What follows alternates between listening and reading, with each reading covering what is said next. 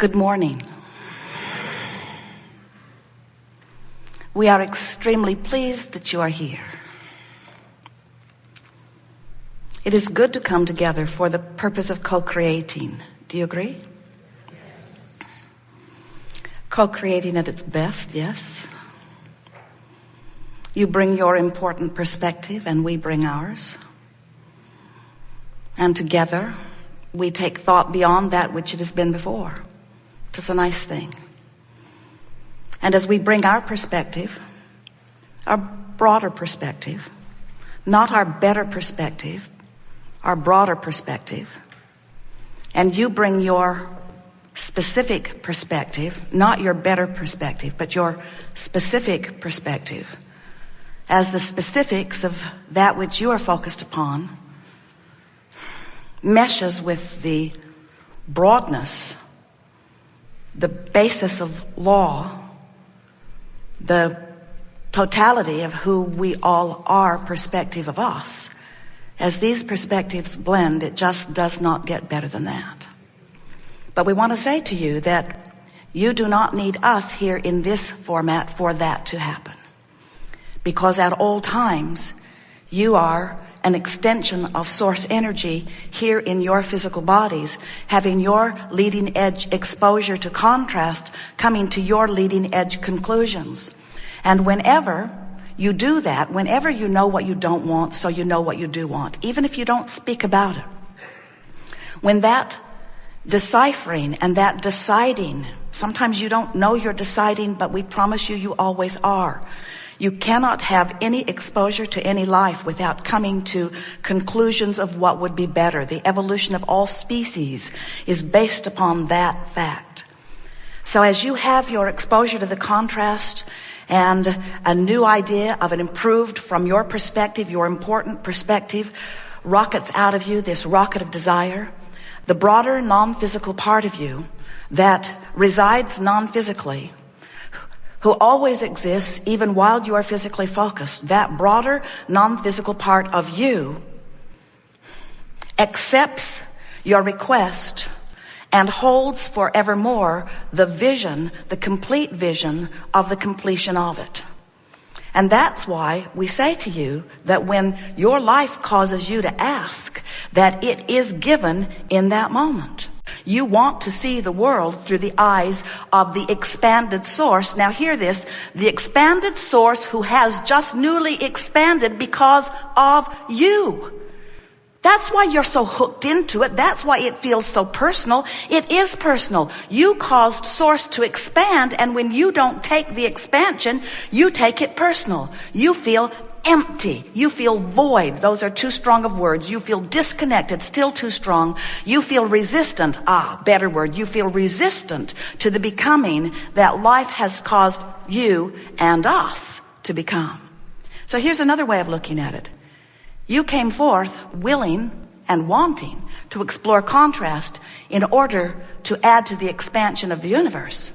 We stand in non-physical, eagerly experiencing the expansion that you have carved out and steadily holding focus upon it and living it as a done deal, shining a light on your request and calling you toward it forevermore, knowing that at your time of absence of resistance, you too will reap the benefit of your request, knowing that as masses, you put requests in that sometimes your generation doesn't allow yourself to live, because you're too busy factioning off in liberal or conservative battlefields and pushing against one or the other and using each other and what each other wants as your excuse to deprive yourself of the very thing that your collaboration caused you to ask for.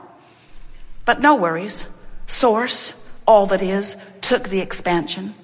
And it is from that vantage point that new generations are born, who will be born with less resistance.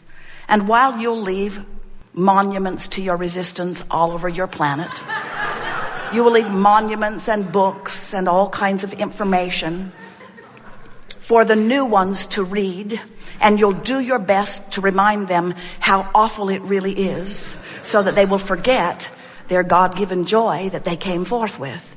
Even though you try very, very, very hard, the natural process of the recycling of experience causes every generation to be less resistant than the last.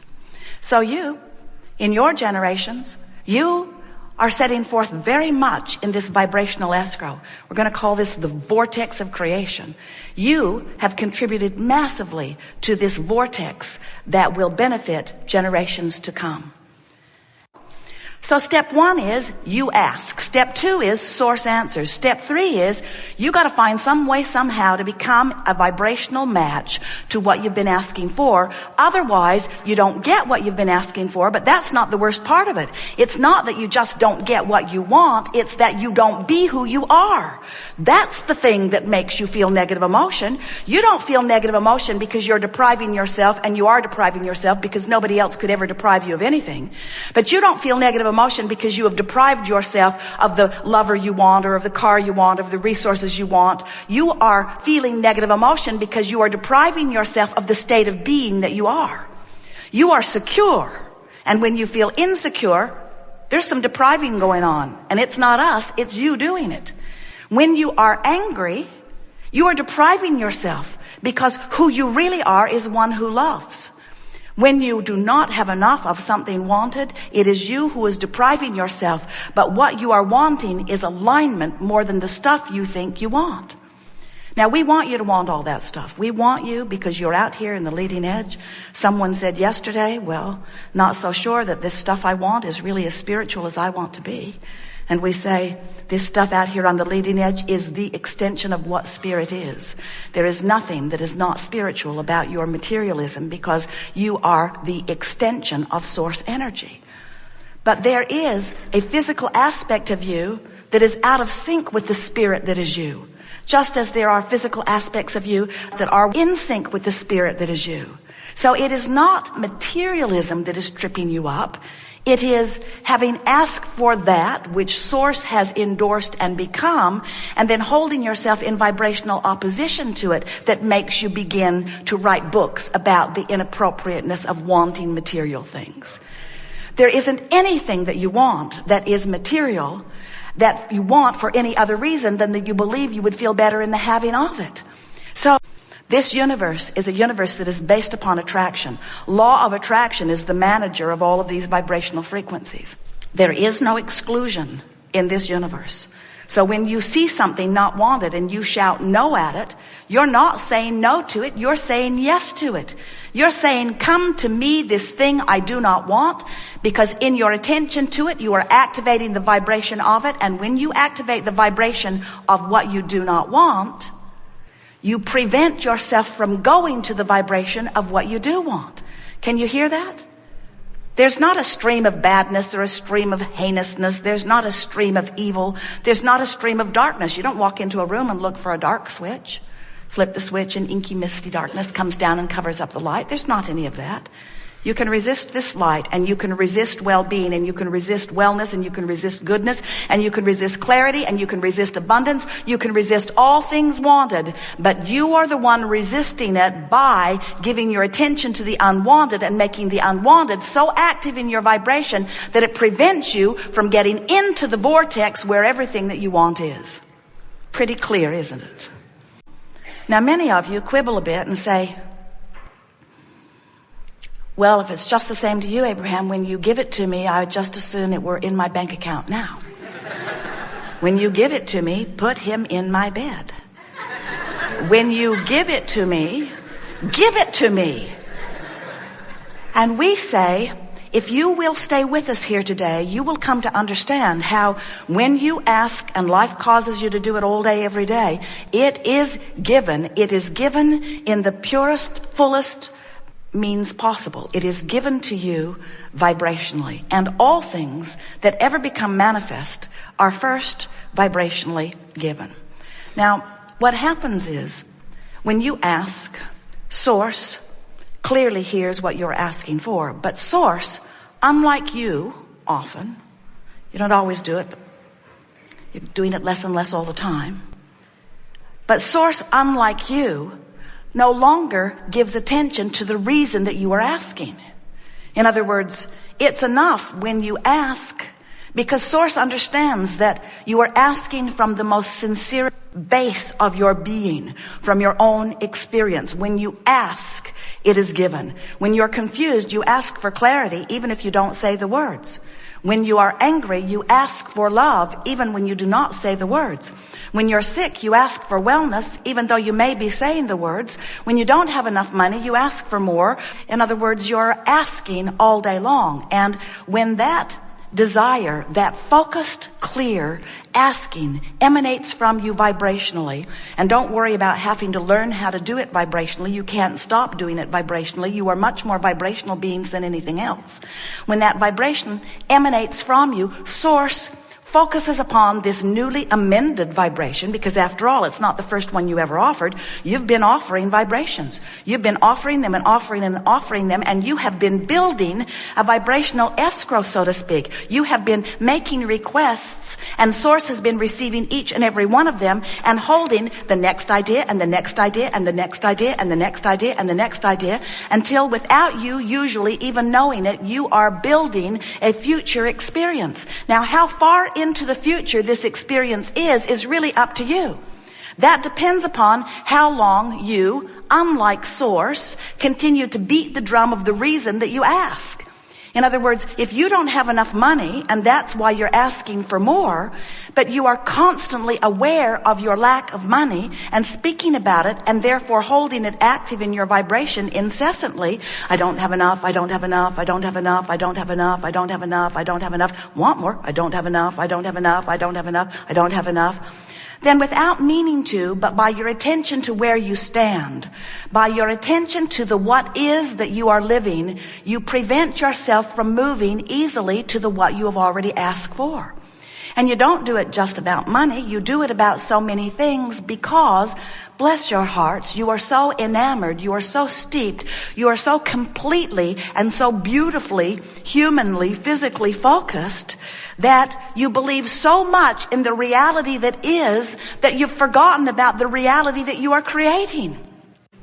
Can you hear the importance of your step one part of this process? Contrast causes you to ask, and Source, the inner being that is you, the God within you, the all that isness, collects the data of the best of life. Now we want to ask you a question. When you know what you don't want, when you see someone rude, when you see a mass murder, when you see some abhorrent experience, when you see something that you really, really, really know that you don't want, when you see people suffering, when you see people encouraging suffering, when you see those things you don't want to see, whether it's humans or animals or earth, when you see something you don't want to see, do you understand that in that moment you offer an equal and a commensurate and exactly equal, proportionate request that is exactly on the other side of what you don't want? In other words, when you're really sick, you really ask for wellness. If you're sort of sick, you sort of ask for wellness. If you're sort of confused, you sort of ask for clarity. If you're really confused, you really ask for clarity. In other words, your request is always proportionate to what you are allowing yourself to live. And for that reason, in this time of greatest diversity, which is a good thing, not a bad thing, as you are mixing it up with one another, you are asking massively. And as you don't allow yourself as individuals to go in the direction of what you're asking for, it just causes you to ask harder and stronger and more often. So that the requests that this time-space reality are sending forth into the vibrational escrow of mass consciousness is bigger and faster and more than it has ever been before. This stream is moving fast, and the answering to what you are asking for is happening in greater abundance than ever before. This pool of abundance that you have requested is at its all-time high and getting greater in every day, which means your propensity for thriving is greater than it has ever been. Your propensity for suffering is greater than it has ever been also. Because it's always equal. In other words, when who you have become is more and you don't let yourself become it, you don't feel so good.